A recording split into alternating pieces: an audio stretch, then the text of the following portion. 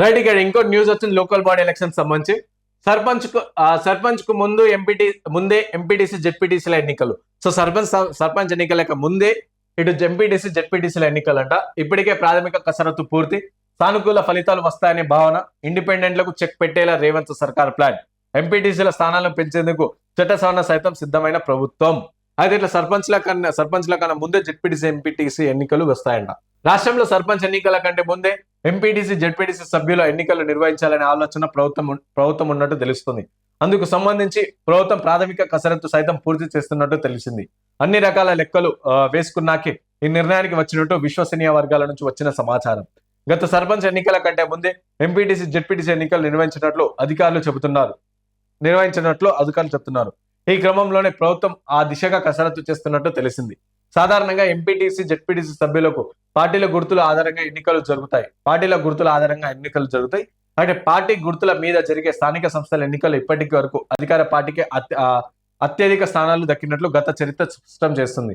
అయితే MPTC ZPTC ఎన్నికలకు సర్పంచ్ ఎన్నికల కన్నా ముందే నిర్వహిస్తే ప్రభుత్వానికి సానుకూల ఫలితాలతో పాటు రాష్ట్ర వ్యాప్తంగా అనువైన రాజకీయ వాతావరణం కూడా ఏర్పడుతుందని చెప్పేసి కాంగ్రెస్ పార్టీ అనుకుంటుందంట. ఏర్పడుతుంది అధికార పార్టీ వర్గాల్లో చర్చ జరుగుతుంది. సో తిరుగుబాటు చేసేందుకు ధైర్యం చేయాలనే భావన. స్థానిక సంస్థల ఎన్నికల్లో అధికార పార్టీ నుంచి పోటీ చేయడానికి అనేక మంది పోటీ పడుతున్నారు. చివరికి బీఫామ్ దక్కిన వారికి విజయమో పరాజయమో దక్కుతుంది.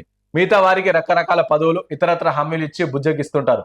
అధికార పార్టీ సింబల్ బరిలో నిలిచినప్పుడు అభ్యర్థులు ఇండిపెండెంట్ గా పోటీ చేసేందుకు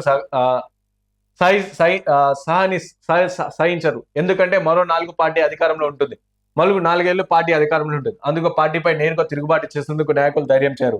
దీనికి గమనంలోకి తీసుకున్న అధికార పార్టీ ఎంపీటీసీ జెడ్పీటీసీ ఎన్నికలు మొదట నిర్వహించాలని భావిస్తున్నట్లు సమాచారం. సర్పంచ్ ఎన్నికలతో కాస్త తలనొప్పి అంట.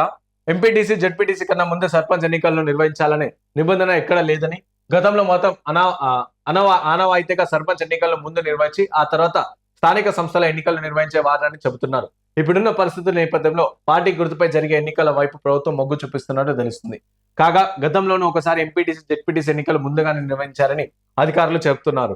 అయితే సర్పంచ్ ఎన్నికలు మాత్రం పార్టీకి అతీతంగా జరుగుతాయని, ఆ ఎన్నికల్లో రాజకీయ పార్టీలు కొంత తలనొప్పి మారతాయి. పార్టీ బలపరిచిన అభ్యర్థి ఒకరు పోటీలో నిలిస్తే మరో ఒకరిద్దరు స్వతంత్రంగా పోటీ చేస్తారు. పార్టీ గుర్తులు ఉండవు. అందుకే ప్రజల్లో గుర్తింపు ఉన్న కులాలు ఆర్థిక పరంగా స్ట్రాంగ్ గా ఉన్నవారు పోటీలో ఉంటారు. అటువంటి వారిని అధికార పార్టీలు ముందుగానే గుర్తించి బుజ్జగించి మరి తమ దారికి తెచ్చుకుంటాయి. కొన్ని చోట్ల పార్టీ గుర్తుపై నిలబడిన వ్యక్తులు కాకుండా స్వతంత్రులు అధికంగా గెలుస్తుంటారు. దీంతో తిరిగి వారిని పార్టీలో చేర్చుకోవడం ఆనవాయితీగా వస్తున్నది. లేకపోతే తర్వాత వచ్చే ఎన్నికల్లో పార్టీ గుర్తుపై నిలబడే అభ్యర్థులు ఇండిపెండెంట్ గా విజయం చల్లనొప్పి మారనున్నది. అయితే ఇప్పుడు సర్పంచ్ ఎన్నికల్లో ప్రధానంగా చూసుకుంటే ఆ సర్పంచ్ ఎన్నికల కంప్లీట్ గా డిఫరెంట్ ఉంటుంది. ఎందుకంటే అక్కడ అధికార పార్టీకి సంబంధించి లేకపోతే వాళ్ళ పేరు పైన పోటీ చేస్తూ ఉంటారు చాలా మంది. అయితే వారిగా కాకుండా ఊర్లలో ఎట్లుంటుంది, మంచి పేరున్న వాళ్ళు లేకుంటే కులం సంబంధించి మంచి కులం గట్టి కులం ఉన్న వాళ్ళు ఇట్లా ఈ విధంగా ఇండిపెండెంట్ నిల్చొని వాళ్ళు గెలిచేందుకు ఎక్కువ ఆస్కారం ఉంటుంది. కాబట్టి అలాంటి వారిని ముందుగానే ఈ అధికార పార్టీ వర్గాలను ముందుగానే వాళ్ళని గుర్తించి బుజ్జగించి మీరు ఈ పోటీలకి తప్పుకో, నీకు ఎలాగైనా సరే ఏదో ఒకటి మిమ్మల్ని చూసుకుంటాం, నెక్స్ట్ 4 సంవత్సరాలు మేము అధికారంలో ఉంటాం కాబట్టి మిమ్మల్ని ఏకున్న ఒక్క దగ్గర చూసుకుంటామని చెప్పేసి అట్లా బుజ్జగించి వాళ్ళని సైడ్ చేసే ప్రయత్నం చేస్తారు.